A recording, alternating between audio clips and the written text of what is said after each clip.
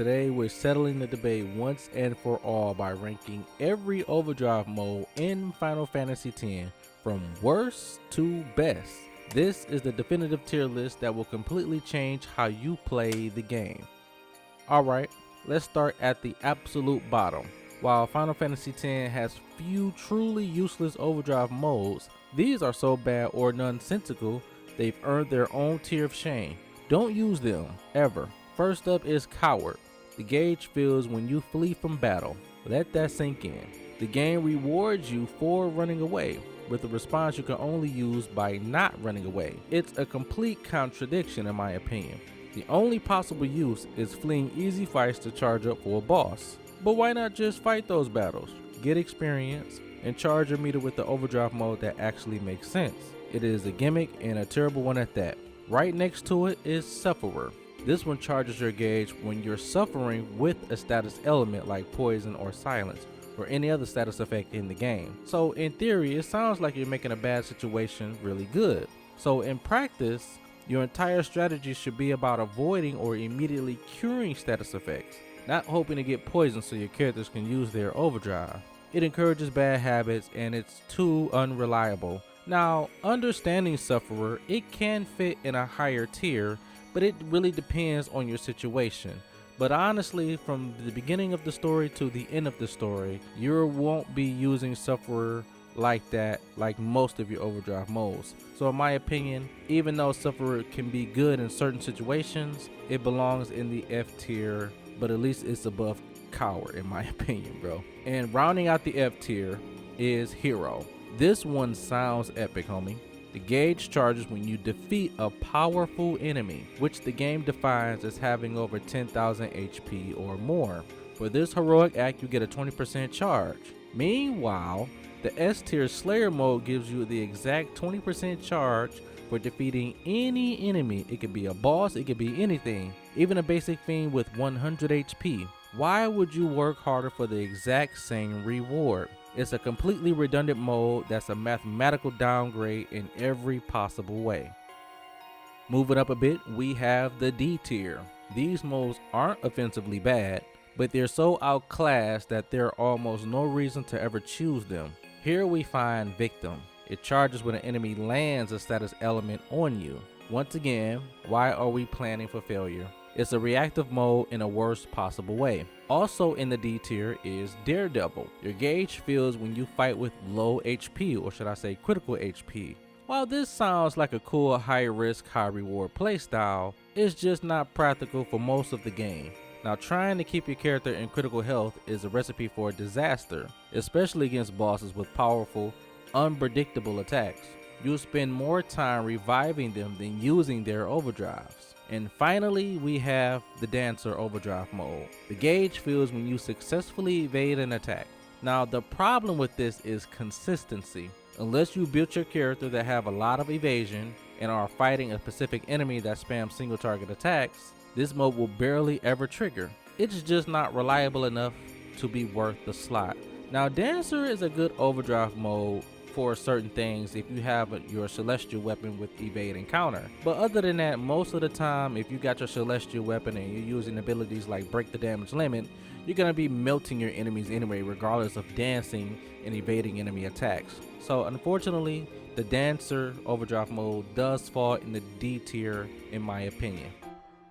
Now we're getting into the modes that have a spark of life.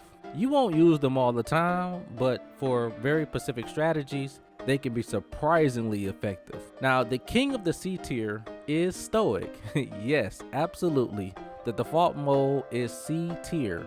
The gauge fills when you take damage. It works, it's reliable, and it will get you through the game. But we're not here just to get through. We're here to optimize. Stoic is passive. It makes you wait for the enemy to act. Now for speedy characters or for your heavy hitters who should be ending fights really fast, just sitting there waiting to get hit is incredibly inefficient. It's a training wheels mode and it's time that we took them off, you know what I'm saying? Next is Ally. Your gauge fills a little bit at the start of your turn every turn. At first glance, that sounds incredibly slow, homie. But think about the late game. With auto haste and quick hit, a character can take so many turns that this mode becomes a steady, predictable overdrive stream, dog. It's especially useful for characters who aren't dealing or taking much damage, but they are constantly taking action, like a dedicated support character, for an example, like Riku. It's too slow for the main story, but it finds a cool niche in high level play. Then there's Loner. The gauge fills when that character is the only one conscious on the field. This sounds awful, but the key to the most famous grinding strategies in the game.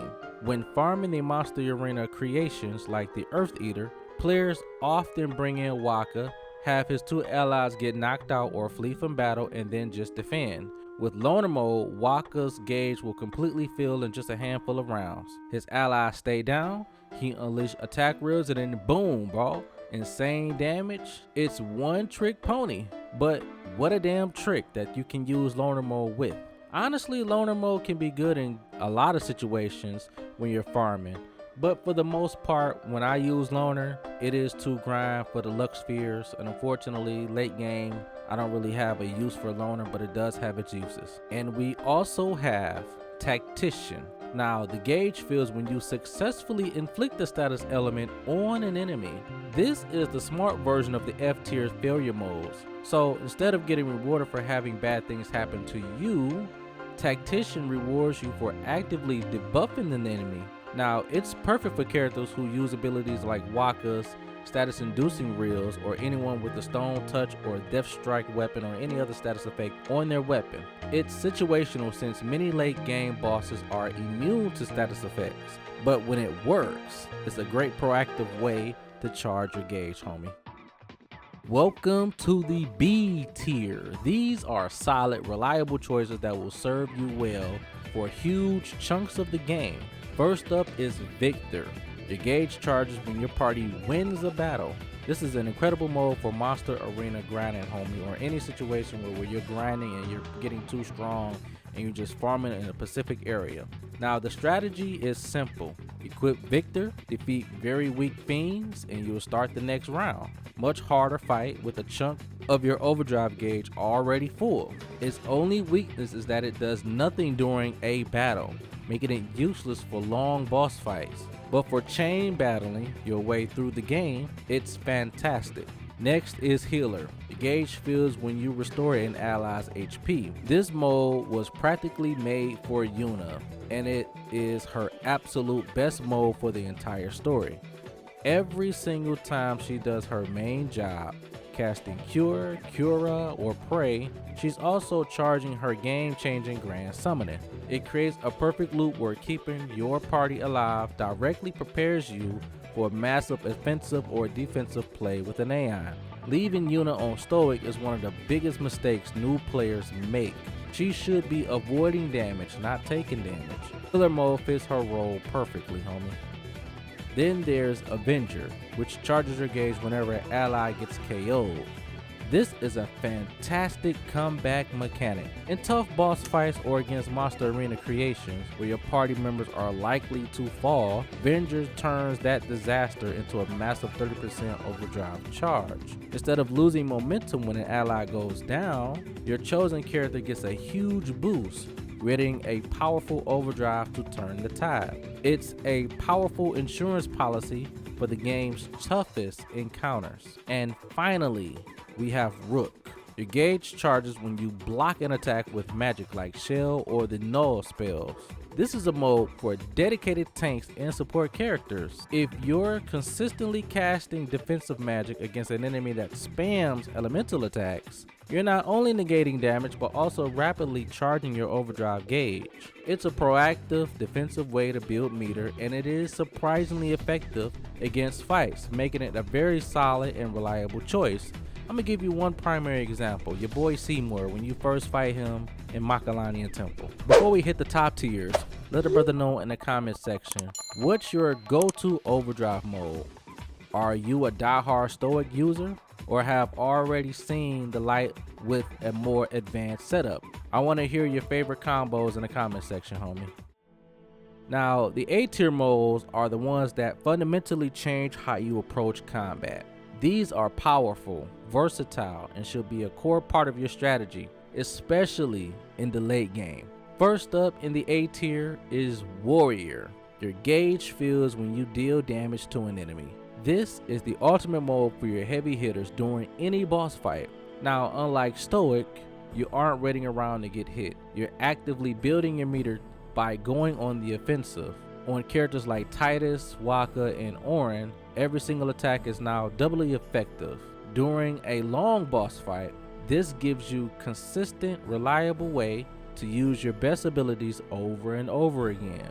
The only tiny catch is that very late in the game, the charge gain is very less effective if you're hitting the damage cap at 99,999. But for 99% of the game, Warrior is an absolute beast. And now, the moment we've all been waiting for, the S tier. These modes aren't just good, they are genuine game breakers. But even amongst the best, only one stands alone, homie. Taking the undisputed #1 spot is Slayer, 100%. Your gauge fills by a fixed 20% every single time you defeat an enemy. While other modes are great for bosses, Slayer is the undisputed master of efficiency at 99% of the game. In an area where groups of 3 or 4 to 5 enemies, you can fill a character's entire gauge in a single battle. Now, this lets you create an insane loop where you use an overdrive like Titus's Slice and Dice to get multiple kills, which in turn nearly refills his gauge for the very next fight. It makes grinding dramatically faster and more fun, saving you dozens of hours, homie. For your main damage dealers like Titus and Orin, switching them to Stoic to Slayer early on will be a total game changer. It is without a doubt the single best overdrive mode with sheer speed and efficiency. But wait, there's more! Joining in the S tier, we have the master of party synergy, Comrade. This mode is undeniably, there's no discussion, there's no debate, point blank period. Even though Slayer is #1, the king of all overdrive modes, it is 100% Comrade. This mode fills your gauge whenever an ally takes damage. While Slayer is the champion of grinding and random encounters, Comrade is the king of boss fights. Now think about it, homie. Your tanks take massive hits, and suddenly your support characters like Yuna or Riku has a full overdrive ready to turn the tide. Against super bosses who spam party-wide attacks, Comrade ensures your entire team is constantly charging up. On Riku, this mode is non-negotiable for tough battles. Her mixed overdrive is arguably, actually matter of fact, no, it is the best, most broken ability in the game. And Comrade makes sure that whenever your party is in trouble, she's ready to save the day, homie. The point blank period. It's an essential tool for the game's hardest challenges. So there you have it, the ultimate Final Fantasy X Overdrive mode tier list. In the garbage can, we have Coward, Sufferer, and Hero. In D tier are the niche modes that are rarely worth it, like Daredevil. C tier holds the situational picks, including the default Stoic, which you should be moving on from as soon as you can. In the B tier, you have your solid role players, Victor for arena grinding and Healer, which is a must-have for Yuna. A tier is home to Warrior, the best mode for your heavy hitters in boss fights. And at the top, at the very top, our S tier game breakers is the undisputed crown going to Comrade.